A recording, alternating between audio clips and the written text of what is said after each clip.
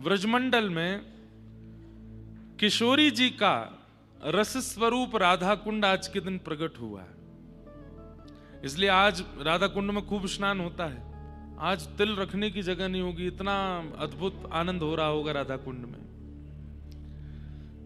चैतन्य महाप्रभु की माने तो महाप्रभु जी कहते हैं कि श्री राधा कुंड जल नहीं है, वो स्वयं श्री किशोरी जी ही हैं। इसलिए कई परंपरा के लोग राधा कुंड जी में स्नान भी नहीं करते। क्यों? बोले किशोरी जी हम चरण कैसे रखें। पर उस परंपरा के लोगों को ही मानना है। बाकी अन्य परंपरा के लोग तो राधा कुंड में स्नान करते हैं, कंठ भर जल में खड़े होकर के राधा कृपा कटाक्ष का भाव गाते हैं, किशोरी जी को रिझाते हैं, मनाते हैं। राधा कुंड क्या है? किशोरी जी की प्रसन्नता का सजल स्वरूप है श्री राधा कुंड। अगर किसी व्यक्ति से कोई अपराध बन गया हो, अगर किसी व्यक्ति को अपने पूर्व के किए गए अपराधों की आत्मग्लानि होती हो कि मैंने पूर्व में बहुत गलत कार्य किए, अब मुझे हे किशोरी जी मुझे सब त्यागना है और त्याग करके आपके अनुकूल बनना है, तो उसे राधा कुंड का दर्शन करके, राधा कुंड की परिक्रमा करके राधा कुंड की उपासना करनी चाहिए। तब किशोरी जी प्रसन्न होती हैं।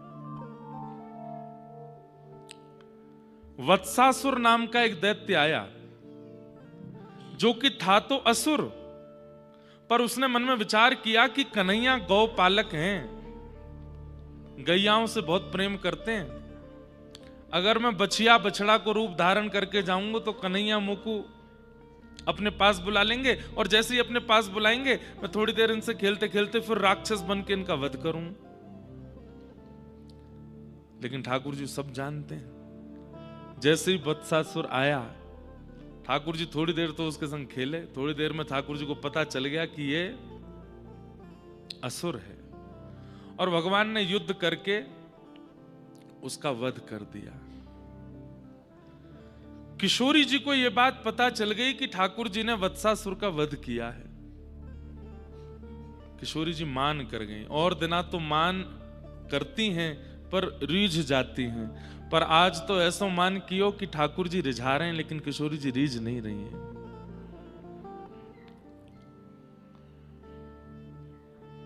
ठाकुर जी किशोरी जी के पास गए, चरणन में प्रणाम करें। हे श्यामाजू, ऐसो कहा अपराध भयो, आप इतनी मान करके बैठी हैं मुझे। किशोरी जी बोली, आप गौपालक कहलाते हैं, आपको लोग गोपाल कहते हैं, और आप स्वयं ही एक बछड़ा को मार रहे हैं। ठाकुर जी बोले, अरे श्यामाजू, वो बछड़ा के रूप में राक्षस आयो, ऐसे तो रूप बना करके कोई भी आ जाएगा। अरे त्रेता में जो गलती भाई वो द्वापर में ना होएगी। कौन सी गलती? बोले त्रेता में संत को रूप धारण करके रावण आयो, और वाक्य संतत्व को जान करके किशोरी जी ने अपने आप को उसके हवाले कर दिया कि वो संत के रूप में आया है। ये भैलूपिया रूप बना बना करके राक्षस आवे, अब बहुत दिनों तक इनको मान नहीं होएगा।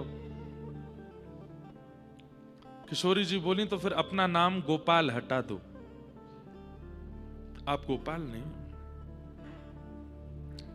भले ही वो राक्षस रूप में था, भले ही वो दैत्य रूप में था, भले ही वो असुर स्वरूप में था, लेकिन था तो बछड़ा। आपने नहीं मारना था। ठाकुर जी बोले, अब मैं कहा करूं बताओ। बोले, अब आप अपने नंद भवन के आसपास ही क्रीड़ा करो, हमसे मिलने मत आना। अब हम आपके संग लीला नहीं करेंगे। ऐसो मान किशोरी जी ने किया। तब ठाकुर जी के चित्त में आयो कि मैं कहा करूं, मुझको बताओ आप। बोले, एक नवीन सरोवर का निर्माण करो। पूर्व के बने हुए सरोवरों में स्नान नहीं, नवीन सरोवर का निर्माण करो, उसमें स्नान करके अपने पाप का प्रायश्चित कीजिए, तब हम स्वीकार करेंगे। तब ठाकुर जी ने कृष्ण कुंड का निर्माण किया। श्याम कुंड आसपास ही है, श्याम कुंड राधा कुंड। श्याम कुंड प्रकट हुआ, ठाकुर जी ने स्नान कियो, वहां में प्रायश्चित कियो, संकल्प लेकर के सब बिल्कुल जो नियम बताए सब किए। किशोरी जी बाहर बैठी बैठी देख रही हैं। ठाकुर जी स्नान करके बाहर आए, हे श्यामाजू मैंने प्रायश्चित कर लियो। किशोरी जी बोली नहीं, मैं अब भी नाराज ही हूं। बोले अब तो मैंने सब कर लियो जो आप चाह रही, अब काहे को नाराज हो? बोले तुमने अपने हाथ से कुंड बनायो, मुकु या कुंड पे भी भरोसा नहीं है, मैं कुंड बनाऊंगी, वहां में स्नान करो। तब किशोरी जी ने अपने हाथ के कंगन से कुंड का निर्माण किया। बोले अब इसमें स्नान करो, वहां में स्नान कियो, प्रायश्चित कियो, कान पकड़े। तब किशोरी जी ने ठाकुर जी को स्वीकार किया। ऐसे श्री राधा को, ये तो एक प्रकट लीला है, आप सबको सुनाने तक की लीला है। अब प्रकट कितनी लीलाएं हैं राधा कुंड की। हमारे नित्य निकुंज विलास जहां पे ठाकुर जी की नित्य लीलाएं वर्णित हैं, वहां तो वर्णन है कि संध्या बेला में ठाकुर जी गैया चरा के नंद भवन जाते हैं, श्री जी सब सखीन के संग दही बेचन आदि सब लीला करके वापस बरसाना जाती हैं। दोनों को मिलन राधा कुंड पे हो गए। नित्य राधा कुंड जाते हैं ठाकुर जी और श्री जी, और वहां राधा कुंड पर बैठ कर ठाकुर जी राधा कुंड को इसलिए इतना मानते हैं कि किशोरी जी इतनी नाराज है गई, मोते मोते बात करनो तक बंद कर दियो, या राधा कुंड की कृपा से किशोरी जी ने मुंह को पुनः स्वीकार कियो, इसलिए ठाकुर जी को अति प्रिय है। और क्योंकि श्याम सुंदर को अति प्रिय है राधा कुंड, इसलिए किशोरी जी को भी अति प्रिय है। ठाकुर जी ने उसने अब तो लाल जी रोज नहाते हैं राधा कुंड में। बोले हे श्यामाजू, एक डुबकी लगावे तो मैं आपको इतना अच्छा लगूं, मैं तो रोज नहाऊंगा यहाँ में, ताकि मैं आपको रोज रोज अच्छा लगूं। इसलिए राधा कुंड आज के दिन प्रकट, उसकी अपनी अपनी विशेष महिमा है। संध्या काल में जब कभी भी आप अपने ठाकुर जी का स्तवन करो, तब राधा कुंड का, हमारे रघुनाथ दास गोस्वामी राधा कुंड पर रहे। वृंदावन से जितने भी रसिक जन जाते, स्वामी श्री हरदास जी महाराज, हितरवंश महाप्रभु, हरिराम व्यास जी, रूप सनातन गोस्वामी, सबने राधा कुंड पर बैठ करके यजन किया, सबने याद राधा कुंड पर बैठ करके ठाकुर जी का स्मरण किया। और कहीं ना कहीं सब आचार्यों ने माना है कि राधा कुंड की कृपा जब हुई, तभी हमें श्री प्रियालाल जी के नित्य विहार का अनुभव हुआ। ऐसे राधा कुंड का आज प्राकट्य दिवस है, उन्हें हम बारंबार प्रणाम करते हैं। राधा कुंड सरोवर नहीं है, राधा कुंड तालाब नहीं है, वो स्वयं सजल श्री किशोरी जी हैं, श्री लाडली जी। अभी तो बद्रीनाथ में नहावे की बात ही मत करो यहां तो पर हमारे साथ तो ठाकुर जी बहुत खेल रहे हैं, क्या बताएं। आज तो ऐसी ऐसी लीला करी रात में, क्योंकि हमको नीचे उतरते ही हमको समय नहीं मिलता, इतनी भीड़ और इतने सब कार्यक्रम रहते हैं, बिल्कुल समय नहीं मिलता। तो कई कार्य तो हम बद्रीनाथ में ही बैठे बैठे कर रहे हैं, अपने गायन के कार्य हो, अध्ययन के कार्य हो, लेखन पठन के कार्य हो, सब बद्रीनाथ में कर रहे हैं, यहाँ ज्यादा भीड़ नहीं। तो रात्रि में कुछ कार्य में व्यस्त थे, 1 बज गया, 3 बजे अभिषेक में जाना था ठाकुर जी के, 40 मिनट के लिए आंख बंद करी, खुली तो 3 बज गए। अब बाथरूम को मैं देखूं, नल मुझे देखें, बोले चला लो। मैं कहूं तुम बहुत ठंडे हो, कैसे चलाऊं नहीं नहीं प्रयास तो करो, मैं गर्म हूं गीजर चला है, चलाया, लेकिन धोखा दिया, ठंडा ही आया। अब मैं बहुत देर तक वहां पे, हम जहां रुके वहां स्लिप लगी है कि 2-3 मिनट प्रतीक्षा करने पर गर्म पानी आएगा प्रतीक्षा करी, नहीं आवे, यहाँ समय होता जा रहा है, स्नान ठाकुर जी के जलाभिषेक के लिए, पंचामृत अभिषेक मंगला दर्शन के लिए वहां पहुंचना है, लेकिन जल तो आ ही नहीं रहा गर्म। अब क्या करें, बाहर का तापमान देखूं फोन में तो -7। हमने की आज गंगा मैया बस कृपा। मैं रोज गंगा जी के ऊपर से निकलता हूं ना, तो गंगा जी के ऊपर से देखता हूं, स्नान तो हम करेंगे नहीं, ऊपर से प्रणाम है। तो गंगा जी बोली कैसे नहीं करोगे, आज तेरे कमरा में ही आऊंगी मैं आज बिल्कुल शीतल जल महाराज सवेरे।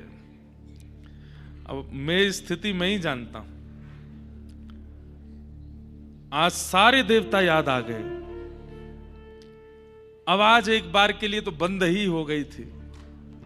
स्नान कर लिया जैसे तैसे करके, और उसके बाद थोड़ी देर के लिए ऐसा लगा जैसे कि वैकुंठ का दर्शन हो गया हो।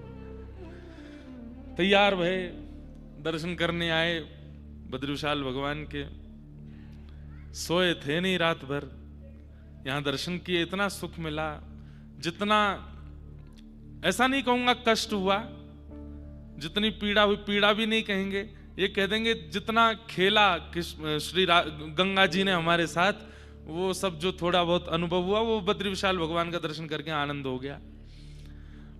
लौट करके गए तो अब ठीक है, विपरीत अवस्था होती है तो शरीर है, कहां कहां दर्द शुरू हो गए, सो नहीं पाए। फिर आज दीक्षा का क्रम था तो दीक्षा देने के लिए उठे, फिर स्नान किया, फिर नल को देखा, अब तो गर्म निकलो, तो गर्म ही आए, फिर स्नान किए, फिर सबको दीक्षा आदि की। फिर उसके बाद लगा थोड़ा लेट लें। अब लेट हमारा नियम है, लेट अगर लिए उसके बाद लाल जी की सेवा में जाना है, कथा में आना है, तो फिर स्नान करके ही आएंगे। फिर से गए, फिर स्नान किया, फिर स्नान करके फिर कथा में आए। कथा में आने से पहले आज तो 3 बार स्नान किया मैंने बद्रीनाथ में। आज हमारे इस जन्म का तपस्या तो आज पूरी हो गई हमारी। जितनी होनी चाहिए इतनी कर ली भैया, इससे ज्यादा हमारी बस की नहीं। छोटे लाला हैं, ब्रज के हैं, हम पे इतने नियम साधन होते नहीं हैं। तो आज तो खूब सुख मिला। तो स्नान की तो अहोई अष्टमी है ना, तो पहला स्नान तो गंगा जी के भाव से हो गया था मंगला में। दूसरा स्नान कार्तिक मास चल रहा है तो यमुना जी का स्नान हो गया। कथा में आने से पहले तीसरा स्नान श्री राधा कुंड जी का हो गया। तीनों स्नान करके हम कथा में पधारे। तो हमारे तो तीनों स्नान हो गए, अब आपकी बारी है, करो जाओ। तो आज राधा कुंड का प्राकट्य दिवस है। लौट करके जब भी व्रज जामे, हमारे कहे से एक बार श्री राधा कुंड की परिक्रमा कीजिएगा। परिक्रमा करने के बाद दंडवत प्रणाम कीजिएगा एकांत। और राधा कुंड जाने का समय बताएं, रात्रि 2 बजे से लेकर सुबह 5 बजे तक, ब्रह्म बेला में, उस काल में जाइए। कोई नहीं होता वहां, होते हैं साधक लोग होते हैं, और वहां बैठ करके किशोरी जी को पुकारिएगा। अपने पूर्व के किए गए समस्त पापों का प्रायश्चित कर लीजिएगा। हे श्यामाजू, ये तो वो सरोवर है जिसमें साक्षात श्री कृष्ण स्नान करके अपने प्रायश्चित करते हैं। हमसे भी जो अपराध हुए, हे किशोरी जी, सब क्षमा कर देना, हमें स्वीकार कर लेना। राधा कृपा कटाक्ष कौन गाता है पता है? देवादिदेव महादेव श्री कैलाश निवासी श्री केदारेश्वर भगवान। सोचिए बंधुओं, किशोरी जी के तत्व को भी जाने नहीं है लोग, जिनके दर्शन करने के लिए बड़े बड़े योगी तपी जपी लाइन लगा करके खड़े रहते हैं। ऐसे देवादिदेव महादेव शंकर भगवान मुनिंद वृंद वंदिते त्रिलोक शोक हारिणी। ये किनके शब्द हैं? ये केदारेश्वर भगवान के शब्द हैं। महादेव गाते हैं, कदा करे शशि हमान कृपा कटाक्ष भाजन। अरे जिनकी दृष्टि के एक कोण में आने के लिए पूरा ब्रह्मांड तरसता है, वो महादेव किशोरी जी से कह रहे हैं कि हे श्यामाजू, एक बार मेरी ओर जरा नेत्र घुमा करके जरा अपनी कृपा की कोर मेरे ऊपर डाल दीजिए। वो महादेव कह रहे हैं, वो किशोरी जी, वो श्री राधा रानी है। उन्हीं राधा रानी के रसस्वरूप श्री राधा कुंड के प्रादुर्भाव दिवस की आप सबको बहुत बहुत बधाई। जब भी व्रज जाइए, राधा कुंड जाइएगा, स्नान करके परिक्रमा करके कोई स्तुति गान आदि कुछ कीजिएगा, और अपने पूर्व के समस्त पापों की क्षमा मांग लीजिएगा। किशोरी जी को क्षमा की आवश्यकता नहीं है, वो तो बिना आपके क्षमा मांगे ही आप पर कृपा कर रही हैं, पर फिर भी कर लीजिएगा, कृपा करेंगे श्री किशोरी जी। आइए आज के प्रसंग में प्रवेश करें। बड़े प्रेम और भाव से सब लोग कृष्ण उद्धव संवाद हम लोग श्रवण कर रहे हैं। और कृष्ण उद्धव संवाद में कल दत्तात्रेय के 24 गुरुओं पर चर्चा हम लोग कर रहे थे और 24 गुरुओं की चर्चा कल विश्राम हो गई थी। अब आज आगे के प्रसंग में हम लोग प्रवेश करेंगे। मुझे जो अति प्रिय है भिक्षुक गीत, उसकी ओर चलेंगे। उससे पहले भी भगवान ने कई भाव श्री उद्धव जी को बताए हैं, वो सुनते हुए हम लोग आगे के प्रसंग में चलते हैं। जो लोग पहले दिन से कथा नहीं सुन रहे हैं उनको हो सकता है समझने में थोड़ी दिक्कत हो, इसलिए जब भी अवकाश मिले YouTube पे जाके पहले दिन से सुन लीजिएगा। ये उद्धव कृष्ण संवाद है, जिस संवाद को सुनने के बाद श्री उद्धव जी महाराज बद्रिकाश्रम आ गए। और बंधुओं, यहाँ उद्धव जी को श्री ठाकुर जी का ही रूप माना जाता है। रथ यात्रा होती है, बद्रीनाथ भगवान बाहर नहीं आते, उद्धव जी आते हैं। कोई भी यात्रा होगी, कोई भी क्रम होगा ठाकुर जी का, वो सारे क्रमों की पूर्ति श्री उद्धव जी करते हैं, क्योंकि उद्धव जी भगवान के ही स्वरूप माने जाते हैं। ऐसे श्री उद्धव जी को हम आप सब लोग बड़े भाव से यहां सुन रहे हैं, उनके भावों को। उद्धव जी महाराज ठाकुर जी से ये सब भाव सुन करके अत्यंत आनंदित हो गए। तत्पश्चात उद्धव जी महाराज ने कहा, भगवान मैंने सुना है कि एक बार आपने हंस रूप धारण किया था। आपके अवतारों के बारे में मैंने बहुत सुना है। मैंने वामन अवतार सुना है, मैंने वराह अवतार सुना है, मैंने नृसिंह अवतार सुना है, मैंने हैग्रीव अवतार सुना है, परंतु एक आपका बड़ा अलौकिक अवतार है। कौन सा? हंसा अवतार। आपने हंस अवतार धारण किया था। एक श्लोक है, लगभग लोगों को याद है। शुक्लांबरधरम विष्णुम शशिवर्णम चतुर्भुजम प्रसन्नवदनम ध्यायेत्। ये ठाकुर जी के उस हंसावतार का भाव है। ठाकुर जी शुक्ल वर्ण के थोड़े ही हैं, ठाकुर जी गोरे थोड़े ही हैं, ठाकुर जी चंद्रमा की तरह थोड़े ही हैं, ठाकुर जी श्याम वर्ण के हैं। लेकिन वही ठाकुर जी एक बार शुक्ल वर्ण के बन के आए, हंस बन करके आए। हे नाथ, कृपा करके मुझे आपके उस हंसावतार के विषय में जानना है, वो कैसा है। और मैंने सुना है कि सनक सनंदन सनातन सनत कुमार वे सब ब्रह्मा जी से प्रश्न करते हैं और उसका उत्तर देने में जब ब्रह्मा जी असमर्थ होते हैं तब आपका अवतार होता है। बस मुझे इतना पता है, उसके आगे क्या हुआ वो आप मुझे बताओ। भगवान श्री कृष्ण कहते हैं, श्याम वर्ण ते तेरो मन भर गयो, जो शुक्ल वर्ण सुननो है। उद्धव बोले, नहीं नाथ, बस आपकी लीला देख सुनना चाहता हूं, कैसी लीलाएं हैं आपकी। तो भगवान ने, देखिए श्रीमद् भागवत में प्रत्येक अवतार व्यास जी, शुकाचार्य जी, मैत्री मुनि बता रहे हैं, लेकिन हंस अवतार का प्रसंग स्वयं श्री कृष्ण सुना रहे हैं, अपने हंस अवतार।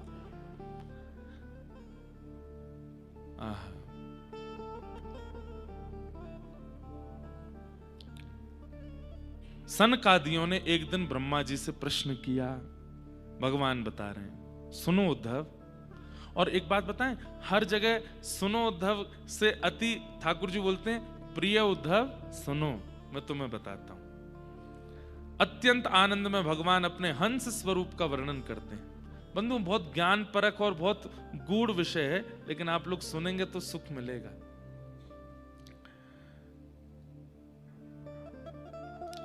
गुणे स्वविशस्ते चेतो गुणाश्चेतसि च प्रभो कथमन्योन्य संत्यागो मुमुक्षोरतितितिशो।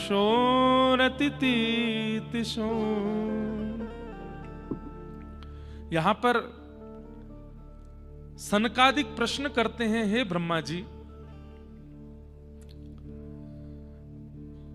चित्त में सदैव विषयों का चिंतन चलता ही रहता है। चाहे व्यक्ति नाम जप करे, चाहे व्यक्ति धाम चला जाए, चाहे व्यक्ति कथा सुने, चाहे व्यक्ति तिलक लगावे, चाहे व्यक्ति गुरु आश्रय में रहे, बहुत ध्यान से सुनिएगा, उसके चित्त से विषय का चिंतन पूर्ण रूपेण नष्ट हो जाए ऐसा कभी नहीं होता। आप बद्रीनाथ में बैठे हैं, ऐसे पावन तीर्थ में बैठे हैं, लेकिन यहां पर आने के बाद भी जहां किसी प्रकार के विषय का चिंतन हो ही नहीं सकता, फिर भी विषय एक ना एक दिन आ ही जाता है। संसार का विषय, संसार के भोग, संसार की वो कामनाएं फिर भी हमारे चित्त में आ जाती हैं। सनकादि ऋषि कहते हैं, पिताजी ब्रह्मा जी, हमें ऐसा लगता है कि चित्त में विषय चिपक चुका है और वो उससे कभी अलग नहीं हो सकता। जिस चित्त में कभी विषय अलग होता ही नहीं है, तो फिर उसके विषय त्याग की इतनी बात क्यों कही जाती है? हमारी बात समझ लीजिएगा, बस ये थोड़ा गूढ़ विषय है, ऐसे ही नहीं हंस भगवान प्रकट हो गए। ध्यान से सुनो। चित्त में सदा विषयों का चिंतन चलता ही रहता है। एक बार हमारी बंबई में कथा हुई, बहुत पहले की बात। एक व्यक्ति आया, बिहार के थे वो, हमसे आके बोले, महाराज जी एक बात बताएं। मैंने बोलो। मैं जब नाम जप करता हूं, माला करता हूं, मैंने कहा, और माला करते करते अगर मैं आंख खोल के करूं तो ठीक है, आंख बंद करता हूं तो बड़ी गड़बड़ होती है। मैंने क्या होता है? बोले नहीं नहीं वो नहीं बताऊंगा। मैंने कहा बताओ। बोले नहीं नहीं वो नहीं बताऊंगा। मैंने कहा बताओ तो। बोले मैं जैसे ही आंख बंद करके नाम जप करता हूं तो मुझे वैश्याएं दिखती हैं। मैंने कहा भैया अब मैं क्या करूं, मुझे बताओ। मैंने कहा इसका मतलब क्या है? हाथ में साधन है, जीव पे साधन है, चित्त में साधन है। बुद्धि जानती है कि नाम जप चल रहा है, जीव जानती है कि नाम जप चल रहा है, हाथ को पता है कि नाम जप चल रहा है, लेकिन मन फिर भी विषय का चिंतन कर रहा है। इसका मतलब नाम से ज्यादा, ठाकुर जी से ज्यादा विषय का चिंतन पूर्व में बहुत किया गया है, इसलिए वो विषय बार बार प्रकट होता है। जिसका चिंतन हमने अतिशय मात्रा में किया होगा नेत्र बंद करने पर। और एक बात बोलूं, स्वप्न को ऐसे ही मत समझा कीजिए। ये रात्रि में दिखने वाले स्वप्न कई बार आपकी चित्त की स्थिति बताते हैं कि आपका चित्त कितना मैला है।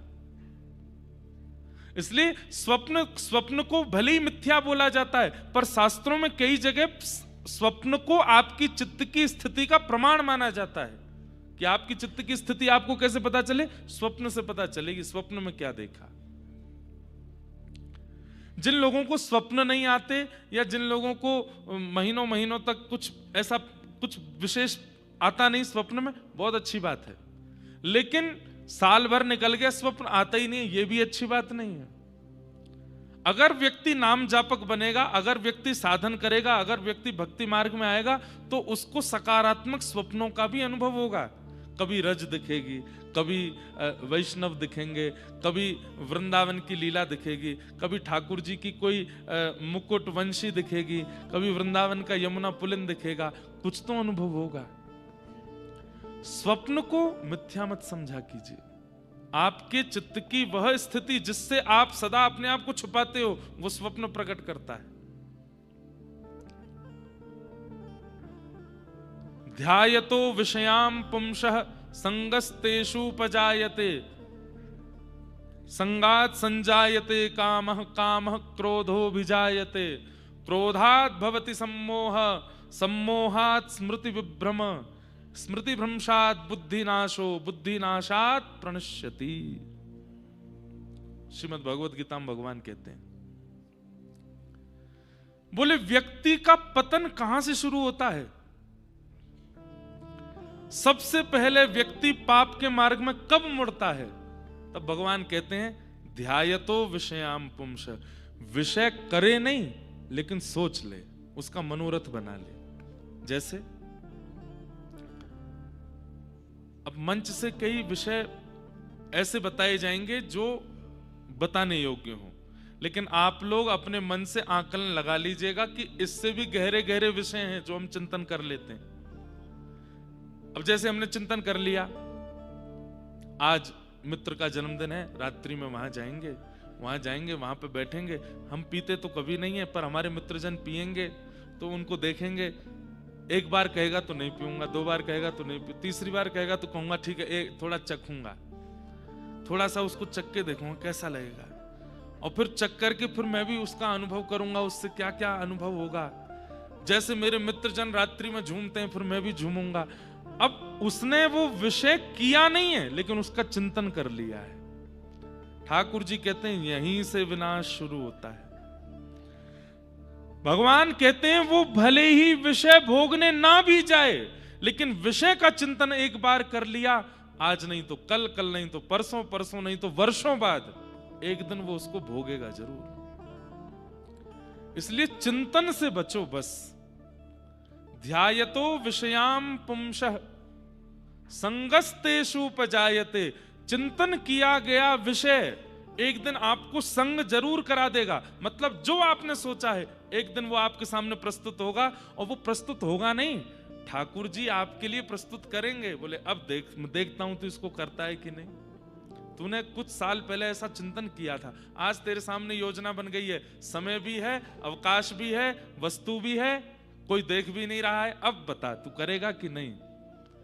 ठाकुर जी कहते हैं एक बार चिंतन किया गया होगा तो जरूर विषय का भोग करेगा। संगस्तेषु उपजायते। और जैसे ही वो संग करता है सोचे हुए विषय का, भगवान कहते हैं उसके बाद क्या होता है, संगात संजायते कामः। फिर उसके अंदर काम और क्रोध इन दोनों का वर्धन होता है। एक बात बहुत ध्यान से सुनिएगा, किसी व्यक्ति के अंदर क्रोध और काम की मात्रा यदि बड़ी है, इसका मतलब उसका विषय विषयी है। विषयी व्यक्ति का लक्षण क्या है, भोगी व्यक्ति का लक्षण क्या है, अत्यंत कामी और अत्यंत क्रोधी। अब इसमें एक बात बताएं आपको, लिखने योग्य बात है। शास्त्र आज्ञा करते हैं कि काम विषय ऐसा है कि व्यक्ति उसको प्रकट नहीं होने देता, पता नहीं चलने देता सबको कि उसके चित्त में काम विषय है।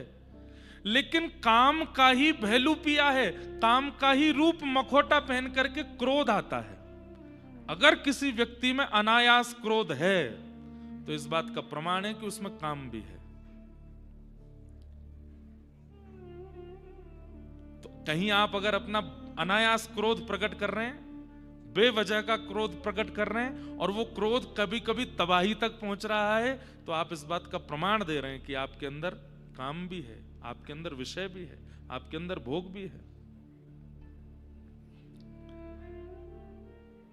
देखिए, विषय का चिंतन, वो चिंतन एक दिन भोग के लिए ले जाता है, और जैसे ही भोग करेंगे तो फिर क्या होगा, उस भोग को करने की और इच्छा होगी, और जब वो पुनः भोग करने को नहीं मिलेगा, क्रोध हो भी जायते, फिर वो काम और क्रोध के रूप में प्रकट होगा।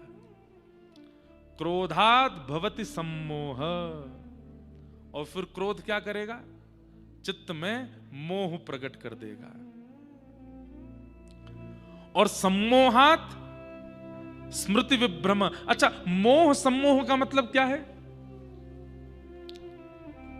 ठाकुर जी को छोड़ के संसार के किसी विषयी व्यक्ति को आप सोचेंगे यही है मेरा सर्वस्व, यही है मेरा जीवन, यही है मेरा प्राण, ये नहीं तो कुछ नहीं, ये है तो सब कुछ है। और फिर कई परिवार के लोगों को, शायद अपने में नहीं तो पड़ोसियों के में या कहीं पर अनुभव तो किया होगा, व्यक्ति इतना पागल हो जाता है, एक व्यक्ति के पीछे सब समझा रहे हैं, अरे उसका पीछा छोड़ो, वो अच्छा आदमी नहीं है, लेकिन व्यक्ति उसी के पीछे लगा रहता है। क्रोध बुद्धि का नाश करता है। सम्मोहाद स्मृति विभ्रम। फिर अच्छी बातें अच्छी नहीं लगती, फिर क्या होता है, अच्छा बताने वाला व्यक्ति शत्रु लगता है। आपको समझाने वाला, आपको टोकने वाला, आपको रोकने वाला, आपको समय समय पर सतर्क करने वाला व्यक्ति शत्रु लगने लगता है। और फिर जैसे ही सद्ज्ञान देने वाला व्यक्ति शत्रु लगने लगे, उसके बाद क्या होगा, बुद्धि नाश, बुद्धि का नाश हो जाएगा। और जैसे ही बुद्धि नाश होगी सब काम उल्टे उल्टे करेगा और बुद्धि नाशात प्रणश्यति, खत्म, उसका जीवन फिर वहीं नष्ट हो जाता है। ठाकुर जी कहते हैं फिर मैं उससे अपनी कमर कर लेता हूं, उसकी ओर देखता भी नहीं हूं। अब तू जाने तेरा काम, देखता रहे अपना जीवन कैसा है तेरा।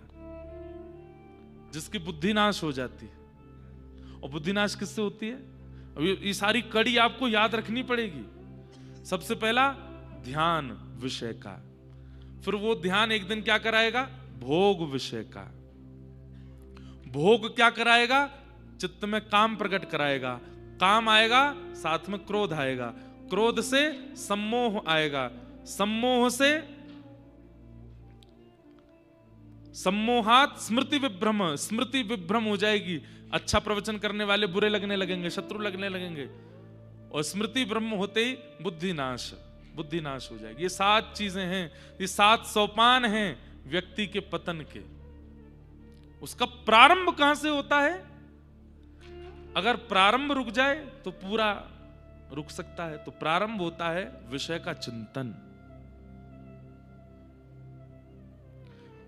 हम आप सब लोग भी यहां पर अधिकतर लोग वो बैठे हैं जो नाम जप करते हैं, कथा सुनते हैं, ठाकुर जी का दर्शन करते हैं, गंगा जी स्नान करते हैं, बद्री विशाल भगवान, केदारनाथ भगवान, गंगोत्री यमुनोत्री धाम करते हैं। हम लोग विषय भोगते नहीं हैं, पर हम आप सब लोगों के चित्त में विषय का चिंतन चलता जरूर है। भजन का फल उसी दिन मानिए जिस दिन विषय का चिंतन समाप्त हो जाए। कब तक भजन कीजिए, कब तक नाम जप कीजिए, कब तक गुरु मंत्र कीजिए, जब तक विषय का चिंतन ही नष्ट ना हो रहा हो चित्त से। आज चित्त में मन में आ गया कि मुझे ऐसा करना है, आपको घबराहट होने लगनी चाहिए। हे बद्री विशाल भगवान, मेरे मन में ये चिंतन आया क्यों? हम करते नहीं है भले ही, लेकिन चिंतन ही तो नाश के लिए ले जाता है। जिस दिन चिंतन बंद हो जाए विषय का, उस दिन समझिए कि अब भजन लग रहा है, अब भजन हो रहा है, अब विषय का चिंतन नहीं होता। अरे एक स्थिति ऐसी आई कि आपके सामने विषय हो रहा होगा, आपके सामने भोग भोगा जा रहा होगा, और देख करके भी आपका मन मलिन नहीं होगा। अजामिल उपाख्यान आता है भागवत में। अजामिल की कथा में क्या हुआ था? अजामिल पंडित था, अजामिल ब्राह्मण था, अजामिल हमारे आपके तरह वेदज्ञ था, तीर्थ यात्रा करने वाला था, बहुत सुधरा हुआ व्यक्ति था अजामिल। लेकिन एक दिन विषय का दर्शन कर लिया, वहीं से अजामिल, पंडित से अजामिल राक्षस बन गया। भजन का फल भगवत प्राप्ति बाद का है, बहुत बाद में जाकर के भगवत प्राप्ति है। भजन का फल सबसे पहले विषय के चिंतन का नाश, विषय का चिंतन ना हो। अच्छा, इसमें 2 चीज कर सकते हो आप, मैं आपको बताऊं। पहला, हंस भगवान उत्तर क्या दे रहे हैं वो अभी हम सुनेंगे, उससे पहले मेरा भाव सुन लीजिए। नाम आश्रय करते रहो, पर नाम आश्रय करते करते करते करते भी विषय चिंतन हो सकता है। तो दूसरा काम क्या रखो? अपने आप को अत्यंत व्यस्त कर लो। समय ही नहीं है आपके पास में कुछ सोचने का। सुबह क्या कर रहे हैं? वो ठाकुर जी की सेवा है। मध्याह्न में क्या कर रहे हैं? बोले अभी रामायण जी का पाठ है। रात्रि में क्या, भागवत जी पढ़नी है। वो अर्धरात्रि में क्या कर रहे हैं? बोले अभी तो कथा सुन रहे हैं, अब सोएंगे। मतलब केवल सोने के लिए जाते हैं, बाकी पूरे दिन आप अपने मन को कुछ और करने ही नहीं देते हैं, व्यस्त रखते हैं ठाकुर जी के संबंध में। तब उस मन में विषय का चिंतन नहीं होगा। लेकिन भगवान हंस इसका उत्तर क्या देते हैं? ये प्रश्न किया है सनकादि ऋषियों ने कि चित्त में इतना विषय चिंतन क्यों होता है, और बड़े बड़े गुणी जन जो भगवान को प्राप्त कर लेते हैं, क्या उनके चित्त में कभी विषय चिंतन नहीं होता? हम ये पूछना चाहते हैं। जिनको भगवान मिल गए हैं, क्या उनके चित्त में कभी विषय चिंतन नहीं होता? और नहीं होता तो क्यों नहीं होता, ये हमें बताओ। क्योंकि हमने तो मन को देख लिया, ये मन बिना विषय का चिंतन किए रहता नहीं है। ये मन बड़ा चंचल है, कैसे तेरा भजन करूं। ये मन बड़ा चंचल है, कैसे तेरा भजन करूं, जितना इस समझाऊं, जितना इस समझाऊं, उतना ही मचल जाए राधे तेरे चरणों की। गर धूल जो मिल जाए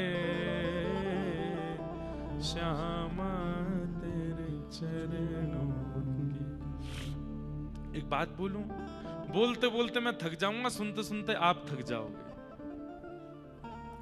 लेकिन बात का निचोड़ क्या निकलेगा? सब किसको समझा रहे हैं? केवल मन को।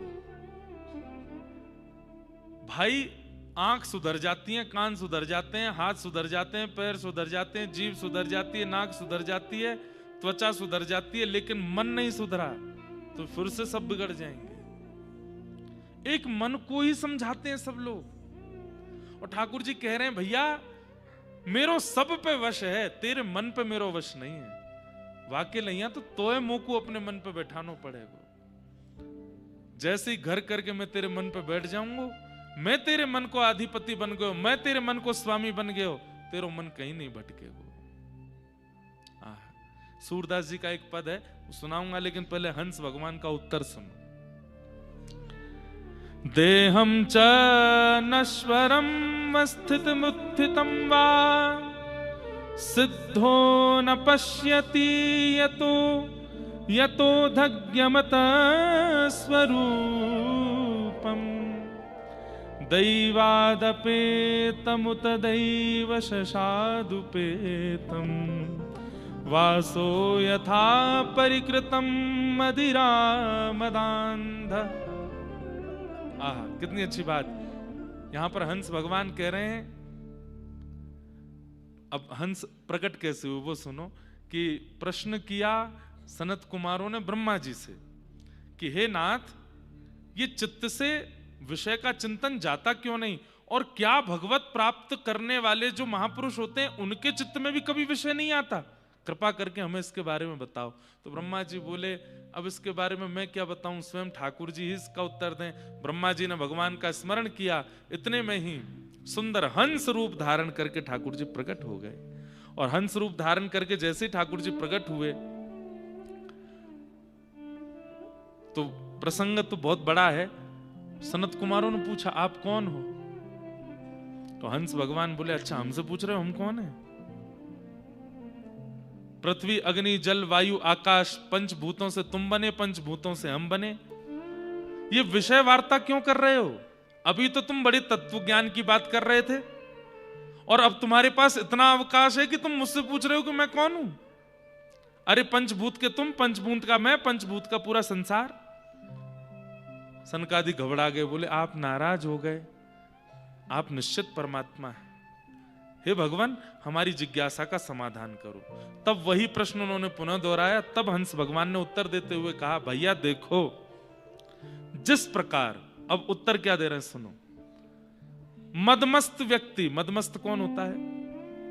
मदिरा पान करने के बाद उस मदिरा के नशे में मदमस्त होने वाला व्यक्ति, उसको इतना भी भान नहीं होता कि मेरे शरीर पर कपड़ा टेढ़ा है, कि फट गया है, कि पजामा उतर गया है, कि कुर्ता फट गया है, कि जेब में छेद हो गया है। अरे उसको ये भी भान नहीं होता कि मैं रोड पर चल रहा हूं, कि कीचड़ में चल रहा हूं, मैं बिस्तर पर लेटा हूं कि नाली में लेटा हूं। अरे एक मदमस्त व्यक्ति पी करके नाली में गिर गया, सूकर आकर के उसके पांव को खुजाने लगे, किसी ने आकर के उसको निकाला। अरे क्यों निकाल रहे हो? अरे भाई नाली में। अरे नाली ये तो स्वर्ग है। अरे सूकर तेरे पांव काट रहे हैं। बोले अरे वो तो अप्सराएं हैं, चरण दबा रही हैं। मदमस्त व्यक्ति ऐसा हो जाता है। हंस भगवान कहते हैं जिस प्रकार सामान्य से मदिरा पान करने वाला व्यक्ति, उसको अपने देह का जब भान नहीं रहता, ऐसे ही मेरे आराधन में जब व्यक्ति आ जाता है तो मेरा आराधन, मेरा भजन, मेरा कीर्तन, मेरा प्रेम वो तो उस मदिरा के नशे से बहुत ऊंचा है। जब उसके नशे में व्यक्ति आ जाता है तो उसको कोई भान नहीं होता, उसके चित्त में और कुछ आता ही नहीं है, उसके चित्त में केवल सदा मेरा चिंतन रहता है। एक बार मैं जिसको दिख जाता हूं, एक बार जो मुझे प्राप्त कर लेता है, उसके चित्त में अन्य साधन कभी भूल करके भी नहीं आते। क्यों? बोले मेरा प्रेम, मेरा आस्वादन, मेरा दर्शन, मेरा स्मरण वो उस मध्य के नशे से बहुत ऊंचा है। और उस नशे में जब व्यक्ति पड़ जाता है उसको और कुछ भान नहीं रहता। जित देखूं उतित श्याममयी है, मीराबाई जैसी स्थिति हो जाती है, सूरदास जैसी स्थिति। कहां इनके चित्त में विषय चिंतन होता है? सूरदास जी कह रहे हैं,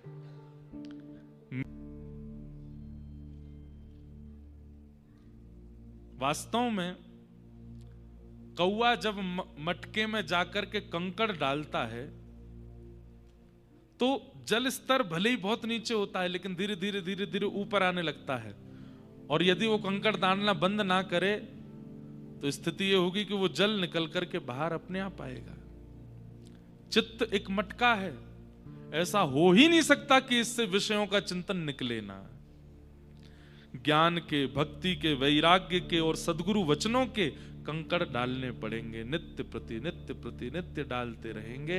एक दिन ऐसा होगा कि विषय चिंतन, थोड़ा समय तो दीजिए। एक तो आजकल एक नया हो गया है, अब दीक्षा लेते हैं, युवा बालक लेते हैं, आते हैं, वो 2 महीना बाद कभी मिलेंगे। अब 2 महीना तो मैं दीक्षा देते हुए, अभी मिलने 10-15 दिन में ही मिल जाते। महाराज जी ध्यान में ठाकुर जी तो आते हैं, पर मिलेंगे कब? अरे मैंने कि 2 महीना में मिल जाएं, नेक तो समय दे भैया। कछु तो ने थोड़ा तो आपने 26-27 साल संसार को दे लिए, ठाकुर जी तो 2 महीना में ही चाहिए। आप किस समय गुरु आश्रित लेते हैं अपनी आयु गिनिएगा, और उतनी आयु तो भूल जाइए, केवल भजन करिए। उतने साल तो केवल करते रहिए, उसके बाद सोचिएगा कि अब इतने साल मैंने गुरु आज्ञा को भी दिए, अब तो ठाकुर जी को मिलना चाहिए। बात समझ में आ रही? मान लीजिए कि आप बद्रीनाथ भगवान के चरणों में 30 साल संसार में भटकने के बाद 30 साल की आयु में आए बद्रीनाथ, और बद्रीनाथ आकर के अब मन शुद्ध हो गया, चित्त पवित्र हो गया, देहाभिमान नष्ट हो गया, अब संसार का विषय छूट गया। अब आपको प्रतिदिन ये लग रहा है कब मिलेंगे नारायण, कब मिलेंगे नारायण, कब मिलेंगे नारायण।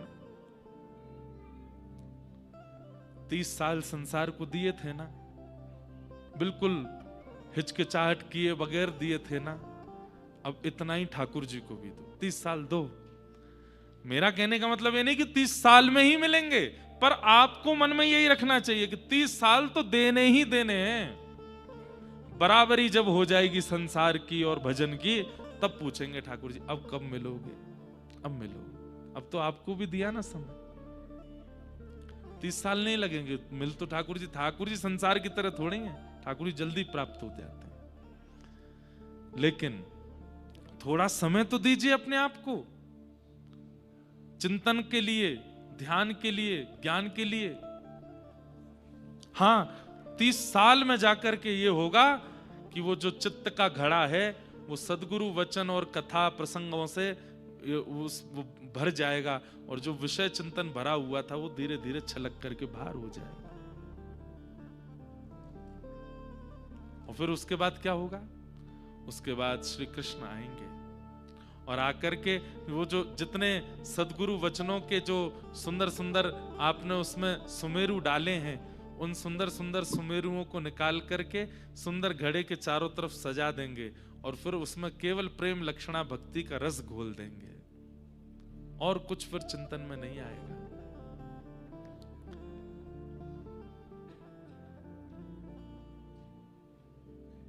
हंस भगवान के सुंदर अवतरण की कथा भगवान ने बताई।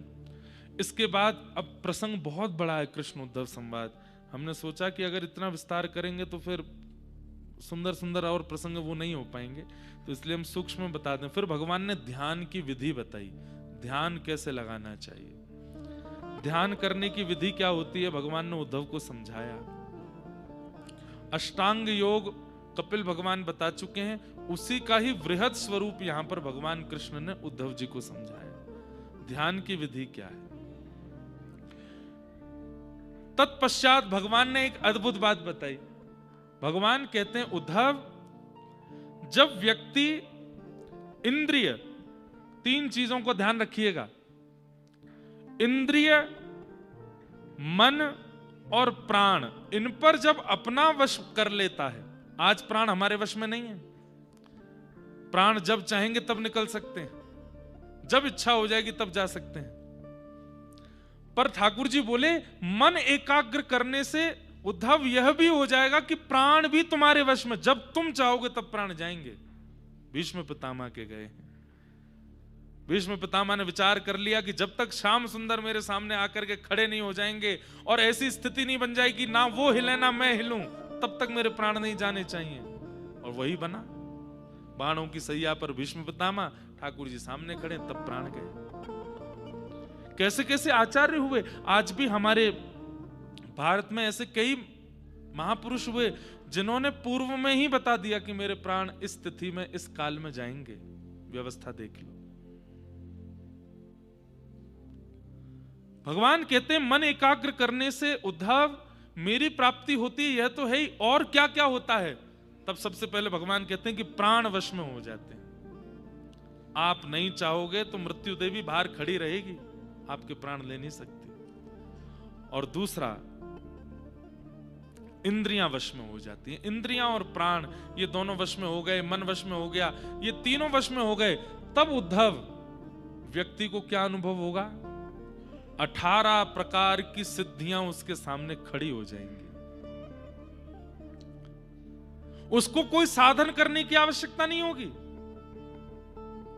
अब लोग बाग तंत्र मंत्र करते हैं, तंत्र मंत्र करने के बाद उनको सिद्धियां आती हैं, और सिद्धियां आने के बाद वो फिर कभी किसी का कुछ बता देते हैं कि किसी की कोई सिद्धि होती है, किसी की कोई सिद्धि होती है।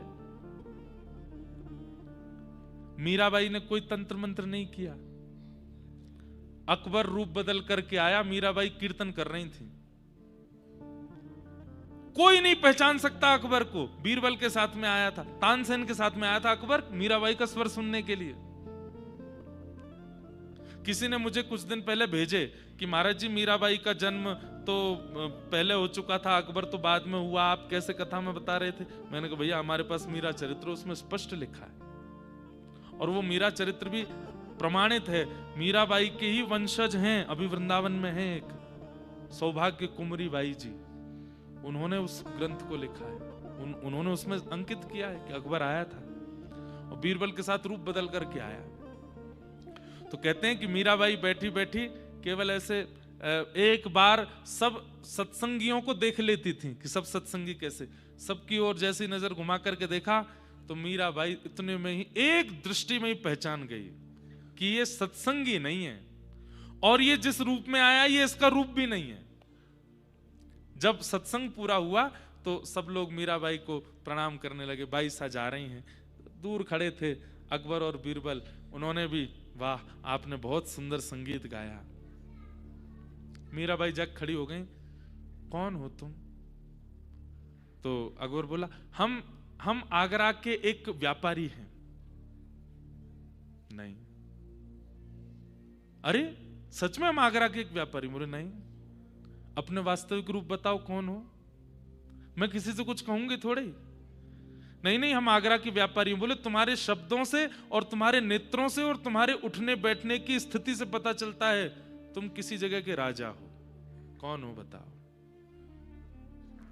बादशाह अकबर बीरबल से बोला, पहले तो मैं इनके स्वर पे मोहित हुआ, अब तो मैं इनकी बातों पे, इनको कैसे पता कि मैं कौन हूं? और अकबर ने तुरंत अपना रूप प्रकट किया। वहां खड़े सब लोग हक्का बक्का, अकबर खड़ा है। उस समय एक छत्र राजा था भारत का। अब बाईसा को कैसे पता चल गया कि वो अकबर है? जो केवल स्वच्छंद भक्ति करता है, प्रेम लक्षणा भक्ति करता है, ज्यादा प्रपंचों में नहीं पड़ता ना, तो प्रपंच करके प्राप्त होने वाली सिद्धियां अपने आप उसके पास आ जाती। आज मैं अपनी कोई प्रशंसा नहीं कर रहा हूं, पर एक मैं बात बता रहा हूं। आज एक भाई आए, और वो सोच के आए थे कि महाराज जी मेरा यही नामकरण करें दीक्षा में। मुझे तो नहीं पता था। उनका नाम था शायद विपिन, बैठे होंगे यहाँ पे, दो बैठे विपिन ही नाम था ना आपका। तो ये पहले ही सोच के आए, ऋषिकेश से आए तो ये सोच के आए कि महाराज जी मेरा नाम रखें विपिन बिहारी। तो जैसे ही ये आए तो इन्होंने कहा, दीक्षा में पंच संस्कार होते हैं, पहले तप्त होता है, पुण्य होता है, नाम होता है, मंत्र होता है, फिर नाम होता है। तो नाम जब करण करना था तो हमने पूछा क्या नाम है, बोले विपिन। मैंने कहा आपका नाम विपिन बिहारी रामानुजदास। तो ये बोले महाराज जी मैं ये सोच के ही बैठा था कि आप मेरा यही नाम रखो। अब ये कोई सिद्धि नहीं है, पर व्यक्ति जब सामान्य भक्ति करता है और केवल प्रेम लक्षणा भक्ति करता है, ज्यादा प्रपंचों में नहीं रहता है, ठाकुर जी से लेना, ठाकुर जी से देना, मगन रहना और किसी विषय वार्ता में नहीं रहना, सिद्धियां अपने आप उसके चलते फिरते काल में आने लगती हैं।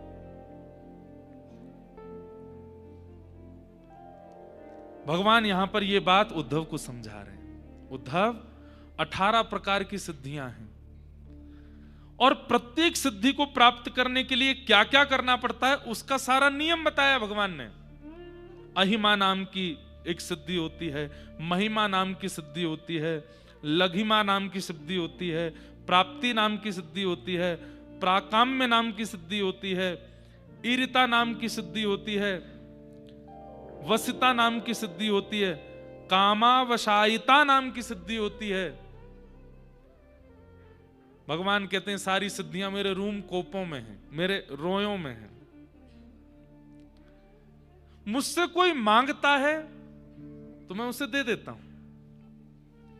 लेकिन उद्धव, जब व्यक्ति बिना प्रपंच में पड़े केवल मेरा स्मरण करता है, मुझसे प्रेम मानता है, मेरी भक्ति करता है और मुझसे कभी कुछ मांगता, दीयमान न ग्रहणंती, मैं उसको देना भी चाहूं तो वो मना कर देता, नाथ और कुछ मत दीजिएगा मुझे।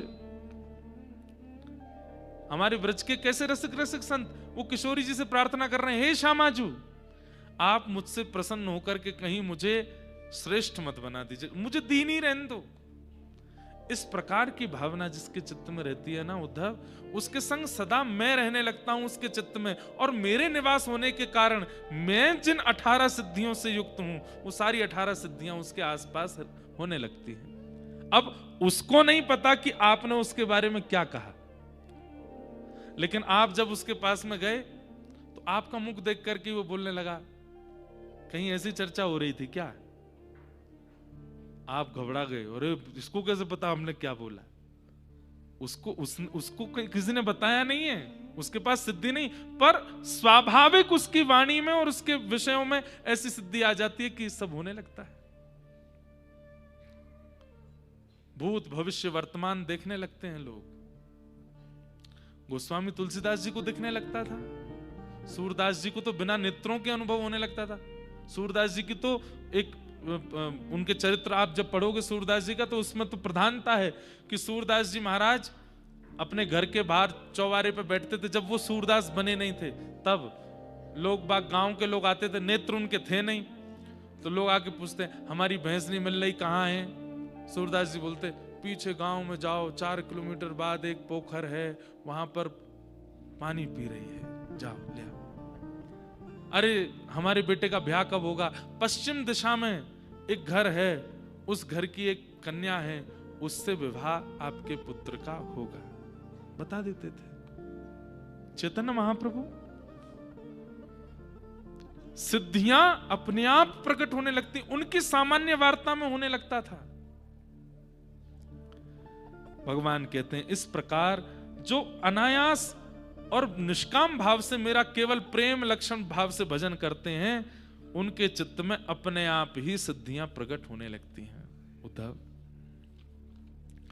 भगवान ने सिद्धियों के विषय में बताया, फिर बीच में और भी कई प्रश्न किए। एक जगह आकर के उद्धव कहने लगा, बोले कि बहुत देर से आप मुझे बहुत सारे उत्तर दे रहे हैं, अब मुझे एक बात बताइए। बोले क्या? मानव के कल्याण का सबसे बड़ा साधन क्या है?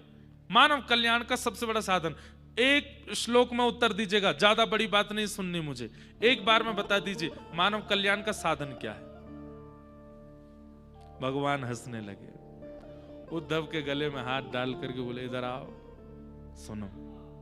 और भगवान क्या कहते हैं कि न देह माध्यम सुलभम सुदुर्लभम प्लवम सुकल्पम गुरु कर्णधारम मयानुकूलेन नभस्वते ऋतम पुमान भवाब्धिम न तरेत्स आत्मः। उद्धव क्या बोल रहे तुम? मानव कल्याण का साधन क्या है? सबसे पहला कल्याण तो यही है कि वो मानव है। भगवान क्या कह रहे हैं? उसका कल्याण निश्चित है। इस बात का सबसे बड़ा प्रमाण क्या है कि वो मानव है, वो कोई जानवर नहीं है। उद्धव,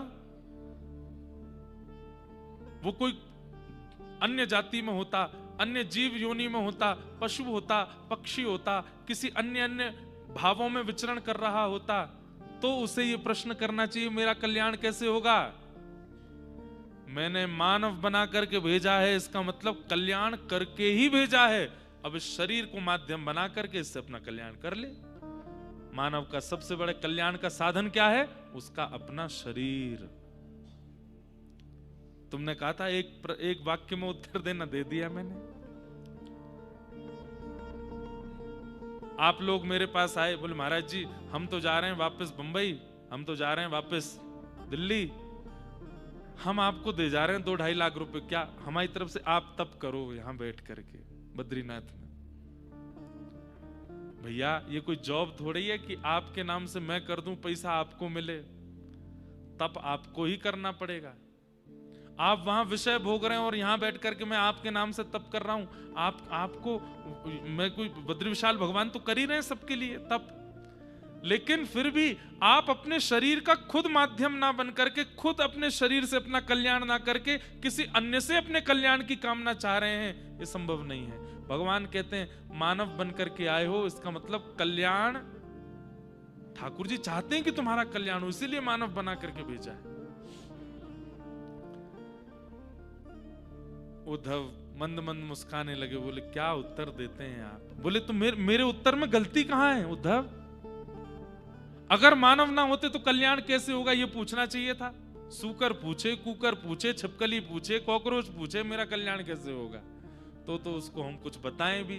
अब मानव पूछ रहा है, आंख वाला, नाक वाला, जीभ वाला, कान वाला, मन वाला, हाथ वाला, पैर वाला पूछ रहा है मेरा कल्याण कैसे होगा? अरे जो शरीर मिला इसी से होगा। तुम मानव हो, यही कल्याण का कारण है। लेकिन अब आगे उद्धव मेरी और सुनो। लेकिन इस शरीर को कल्याण के मार्ग पर पहुंचाने के लिए किसकी आवश्यकता है? गुरु कर्णधारम न देह माध्यम सुलभम सुदुर्लभम प्लवम सुकल्पम गुरु कर्णधारम। एक उम्र निकल जाने के बाद, 20-25 वर्ष निकल जाने के बाद भी अपना कल्याण नहीं कर पाया है, तो फिर किसी की वाणी सुनकर के किसी को अपने गुरु रूप में देखे और उसकी वाणी का पालन करना प्रारंभ कर दे। गुरु कर्णधारम, गुरु की आज्ञा का पालन करे, गुरु के चरणारविंदों में रहे। बंधुओं, गुरु तत्व समझना, भगवत तत्व समझने के लिए हम लोग बैठे हैं, पर पहले गुरु तत्व तो जान लें। गुरु तत्व क्या है? कोई मानव नहीं है, कोई इंसान नहीं है, कोई शरीर नहीं है। गुरु का गुरुत्व उसके तप से बने नहीं, कई बार शिष्य के शिष्यत्व और शिष्य के विश्वास से गुरु की योजना होती है। बहुत ध्यान से सुनिए सब लोग, इधर देखिए। शिष्य का शिष्यत्व प्रगाढ़ होना चाहिए। गुरु अगर सामान्य भी होगा, शिष्य यदि शिष्यत्व में प्रगाढ़ है तो गुरु भी श्रेष्ठ हो जाएगा। कितने ऐसे शिष्य हुए हैं जिनके गुरु असामान्य थे, बिल्कुल ज्यादा विशेष नहीं थे, सामान्य थे, लेकिन शिष्य के शिष्यत्व से वो असामान्य हो गए। उसके शिष्यत्व से प्रसन्न होकर के उसके जीवन में उपलब्धियां मैं प्रकट करता हूं। फिर सहजोबाई का प्रसंग,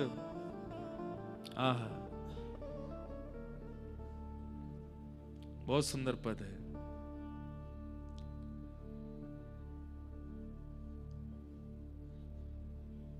राम ना बिसारू, शब्द सुनिएगा सहजो भाई। राम ना गुरु ना बिसारू, मैं राम तज डारू। गुरु ना बिसारू, मैं राम तज डारू। एक बार को, अब सहजो भाई की इस कट्टरता पे आप में से कईयों को संशय हो सकता है, पर सहजो भाई कहती हैं, हे राघव, मैं आपको छोड़ दूंगी लेकिन अपने गुरुदेव को नहीं छोड़ सकती। सहजो भाई की कथा में इतना सुंदर प्रसंग आता है कि आज सहजो की कुटिया पर उनके गुरुदेव आ रहे हैं, श्री श्याम चरण दास जी महाराज, सहजो भाई के गुरु। संबंध में, पूर्व संबंध में आप दोनों बहन भैया ही लगते थे, एक दूसरे के बहन भाई ही लगते थे। दूर का संबंध था बुआ मामा के बालकों में, पर सहजो भाई ने जब से इनको देखा तब से इनके प्रति इतनी निष्ठा हो गई, इनको गुरु मान लिया। प्रार्थना की मेरी कुटिया पर आओ। तो आज सहजो भाई ने रात भर बैठ करके अपनी पूरी कुटिया को सजाया, मार्ग को सजाया, सुंदर आसन बना रही है, सामग्री बना रही है, सब तैयारी कर रही है, मेरे गुरुदेव आएंगे आज। लेकिन जैसे ही गुरुदेव के आगमन की खबर पड़ी, सहजो हाथ में थाल लेकर के, माला लेकर के द्वार पर आकर के खड़ी हो गई, गुरुदेव का स्वागत करूंगी। लेकिन तभी क्या दिखती है, श्याम वर्ण की कांति, पीतांबरी पहने हुए, सुंदर लकुटी, सुंदर भ्रकुटी, सुंदर मुकुट धारण किए हुए गुरुदेव के ठीक बगल में ठाकुर जी भी आ रहे हैं। ठाकुर जी भी आ रहे हैं, गुरुदेव भी आ रहे हैं। सहजो भाई ठाकुर जी को देख करके प्रसन्न तो बहुत हुई, लेकिन मन में चिंतित हो गई, पहले किसको पूजूंगी? ये तो गुरुदेव और ठाकुर जी दोनों साथ में आ रहे हैं, मैं पहले किसको वंदन करूंगी?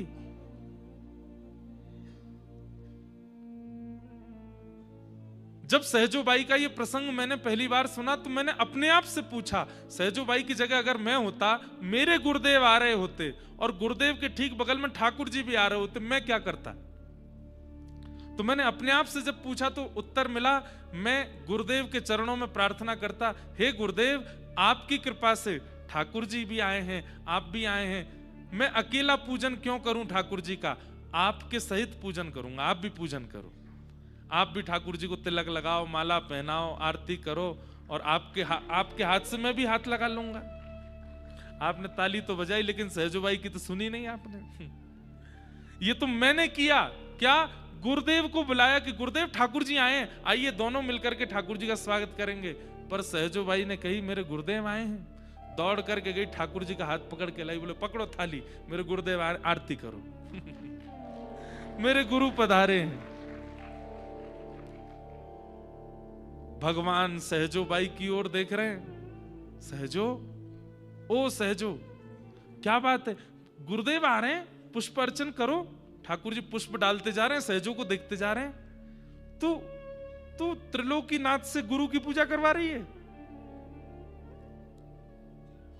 आप त्रिलोकीनाथ हैं, पर वो मेरे गुरु हैं। अरे मैं बड़ा हूं, कैसे बड़े आप? ये शरीर मैंने दिया, ये नेत्र मैंने दिए, ये हाथ मैंने दिए, ये चरण मैंने दिए, ये सर्वांगीण जीवन मैंने दिया। सहजो बाई कहती है, जीवन आपने दिया, पर उस जीवन को नरक बनने से रोका गुरुदेव ने, उस जीवन को नष्ट होने से रोका गुरुदेव ने, तो बड़े वो हुए ना। अरे सब्जी देने वाला कोई बड़ा थोड़ी होता है, उस सब्जी को व्यवस्थित करके उसका साग बना करके ठाकुर जी के भोग में प्रस्तुत करने वाला वो श्रेष्ठ होता है। अरे साग खा करके कोई ये थोड़ी कहता है कहां से सब्जी लाए थे मैं भी लाऊंगा। अरे सब्जी तो कहीं से भी ले लो, बनाना आने के गुण होना चाहिए। आपने हाथ दिए, नेत्र दिए, बुद्धि दी, मन दी, शरीर दिया, पर इन नेत्रों से संसार को नहीं देखना, आपको देखना है, ये गुरुदेव ने बताया। इन हाथों से विषय नहीं भोगने हैं, आपकी सेवा करनी है, ये गुरुदेव ने बताया। इन पैरों से कुमार्ग पर नहीं जाना, आपके सद्मार्ग पर चलना है, ये गुरुदेव ने बताया। इसलिए आप बड़े हैं क्योंकि आपने शरीर दिया, पर इस शरीर को सुमार्ग पर गुरुदेव ने लगाया, इसलिए उनकी पूजा पहले, और आप करेंगे पूजा। गुरु ना बिसारू मैं राम तज डारू। और आप नाराज होकर के, अगर गुस्सा होकर के मुझे पाप देना चाहते हैं, असंख्य पापों की झड़ी लगा दीजिएगा मेरे जीवन में, लेकिन फिर भी मैं अपने गुरु को नहीं छोड़ूंगी। भगवान ने सहजो बाई को हृदय से लगा लिया। वाह तेरी निष्ठा, गुरु के प्रति निष्ठा। ठाकुर जी कहते हैं, उद्धव कल्याण में सबसे पहला नाम तो यही आ जाता है कि तुम मानव हो। इसके लिए तुम प्रसन्न रहो कि मैंने तुम्हें मानव बना करके भेजा। तुम मानव हो, इसका मतलब कि मैं चाहता हूं कि तुम्हारा कल्याण हो, और फिर भी अपना कल्याण नहीं कर पाए हो, तो एक गुरु आश्रय लो, गुरु शरणागति करो, और गुरु शरण में जाकर के बस उनके प्रति निष्ठा कर लो। फिर क्या होगा? बोले मयानुकूलेन न भस्वते ऋतम पुमान भवाब्धिम न तरेत स आत्मा। लेकिन बंधुओं, गुरु किसको बनाए, ये बड़ी असमंजस है। हमारी बात बहुत ध्यान से सुनिएगा। जीवन में संबंधों को लाना बहुत आवश्यक है, पर परखना उससे पहले बहुत जरूरी है। पर गुरु शिष्य का संबंध ऐसा है कि यहां अगर आपने परखा तो संबंध टूट जाएगा। यहां परख नहीं सकते तो फिर क्या करें? बोले केवल वचनामृतों को सुनिए, और वचनामृतों को सुनकर के अपने हृदय में झांक करके देखिए क्या अनुभव करते हैं आप। जितना विषय चिंतन पहले था, प्रवचन सुनने के बाद भी उतना ही है, तो ये गुरु श्रेष्ठ नहीं। उनके प्रति ऐसी भावना मत रखो कि ये गुरु श्रेष्ठ नहीं, पर शायद इनके प्रति मेरा शिष्यत्व नहीं बन पाएगा, ऐसी भावना रखो। फिर प्रवचन सुनो, और सुनने के बाद में मन से पूछो, अब परिवर्तन हो रहा है, अब हम सुधर रहे हैं, अब हमारा हृदय, हमारी बुद्धि, हमारा चित्त अब पहले से पवित्र हो रहा है? नहीं हो रहा, तो इनके लिए भी मैं शिष्यत्व के लायक नहीं, और चुनो। जहां ऐसा लगे कि मन स्थिर हो गया है, अब विषय चिंतन नहीं होता, अब वाणी गुरु की सुनते हैं पर याद ठाकुर जी की आती है, वाणी गुरुदेव की सुनते हैं पर चिंतन ठाकुर जी का होता है, नेत्र सजल हो जाते हैं, शरीर स्थिर हो जाता है, विषय भोगने की इच्छा नहीं रह जाती है। समझ जाइए, यही गुरु है। उनके प्रभाव पर आकर्षित मत होइएगा, उनकी वाणी से अपने चित्त की स्थिति का दर्शन कीजिए, तब गुरु बनाइए। लोग प्रभाव देख करके गुरु बना लेते हैं, पछताते हैं बाद में। वैसे तो ये बात कहने की, पर गुरु आश्रय में आने के बाद में आहा, यही श्याम चरण दास जी सहजोबाई के गुरु जी, इन्हीं की परंपरा है जयपुर में सरस निकुंज, और उसी परंपरा में एक बहुत सुंदर पंक्ति गाते हैं, सदगुरु शरण में। उद्धव ने प्रश्न किया, भगवान एक गृहस्थाश्रमी को आपके भक्ति मार्ग में आने के लिए किन किन भावों में सावधानी रखने की आवश्यकता है, कृपा करके मुझे बताएं। और ठाकुर जी यहां उद्धव को अब भिक्षुक गीत सुनाते हैं, और उस भिक्षुक गीत को सुनाने से पूर्व ठाकुर जी उद्धव को कुछ विशेष बातों के बारे में ध्यान रखने के लिए कहते हैं। भगवान कहते हैं, उद्धव गृहस्थाश्रमी को चाहिए सबसे पहला क्या? अपने कमाए हुए धन के 5 विभाजन करे। कौन कौन से? बोले पहला धर्माय, दूसरा यश, तीसरा कामाय, चौथा अर्थाय और पांचवा स्वजनाय। बहुत ध्यान से सुनिएगा। जो गृहस्थाश्रमी अपने धन का पंच क्रियाओं में पंच विभाजन करता है, वो गृहस्थाश्रमी बहुत सुखद गृहस्थाश्रम भी निभा लेता है, मेरी भक्ति भी निभा लेता है। सबसे पहला भगवान कहते हैं धर्माय। अपने कमाए गए धन में से 5 विभाजन करने हैं, तो सबसे पहला विभाजन धर्म के लिए करो। उद्धव ने कहा धर्म में किस विशेष क्रिया में करें? तब ठाकुर जी कहते हैं पंच देवों की उपासना। कौन कौन से? बोले सूर्य, गणेश, दुर्गा, नारायण और शिव। इन पंच देवों की उपासना करें।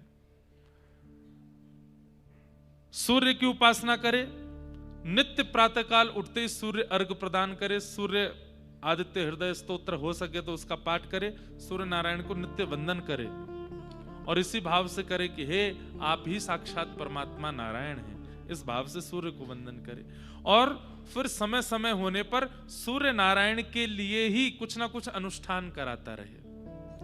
दूसरा, गणेश जी को वंदन करे।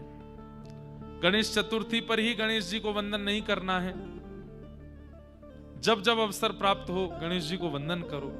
मंगल कारक है, मंगल कार्यों को बनाते हैं गणपति। गणेश वंदन करे। तीसरा, दुर्गा उपासना करे, दुर्गा जी को प्रणाम करे। चौथा, नारायण यानी कि कृष्ण उपासना, राम उपासना, नारायण उपासना एक ही बात है, ये करे। और पांचवा, शिव आराधन करे। इन पंच देवों के आराधन में अपने धन को व्यय करे। अपने कमाए गए धन में से कुछ अंश इन पंच देवों की आराधना में लगाए। ये पंच देव यदि आपसे प्रसन्न हैं तो आपके कितने भी नक्षत्र खराब चल रहे हो, कितने भी ग्रह खराब चल रहे हो, कितना भी कुछ आपकी कुंडली में उथल पुथल चल रही हो, लेकिन ये 5 यदि आपसे प्रसन्न हैं तो बड़े से बड़े पहाड़ भी आ रहे होंगे, कंकड़ बन के छू के निकल जाएंगे। ये पंचदेव आपका बिगड़ने नहीं देंगे कुछ भी। अच्छा, एक बात, इन पंचदेवों की प्रसन्नता में सबसे पहला कारण क्या है? धन का व्यय।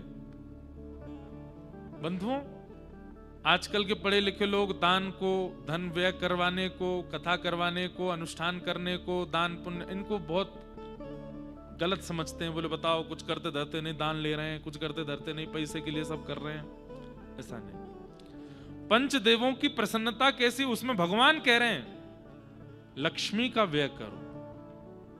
क्यों? बोले लक्ष्मी शिव की आराध्या है, नारायण की पत्नी है, दुर्गा की सहेली है और गणेश और सूर्य की मां है। अगर इन 5 को प्रसन्न करना है तो लक्ष्मी का व्यय धर्म कार्यों में करना पड़ेगा। मतलब यहां पर 2 बातें भगवान कह रहे हैं, या तो इन 5 देवों की अलग अलग आराधना करो या फिर धर्म कार्यों में धन का व्यय करो। तो धन का व्यय करने से 5 प्रसन्न रहते हैं। कथा हो रही है, बद्रीनाथ में हो रही है, इतनी सब व्यवस्था के साथ हो रही है, सब यहाँ पर धन व्यय किया गया। तो यहाँ धर्म कार्य में जो धन व्यय किया गया, इससे गणेश जी भी प्रसन्न हो गए, शिव जी भी प्रसन्न हो गए, दुर्गा भी प्रसन्न हो गई, नारायण भी प्रसन्न हो गए, सूर्य भी प्रसन्न हो गए। क्यों? बोले इसने लक्ष्मी को बंदी नहीं बना रखा है, हमारी माँ को, हमारी सहेली को, हमारी पत्नी को, हमारी आराध्या को नारायण कार्यों में ही व्यय किया है। इसलिए अपने धन का प्रथम विभाजन धर्माय, धर्म कार्यों में करे। दूसरा, यश। अपने यश वर्धन के लिए भी थोड़ा धन व्यय करना चाहिए।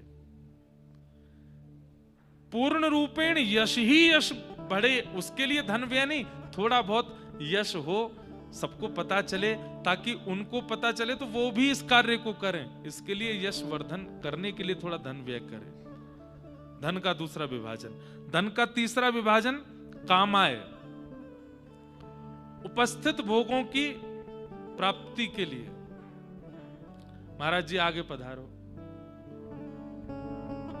बोल गंगा मैया की जय।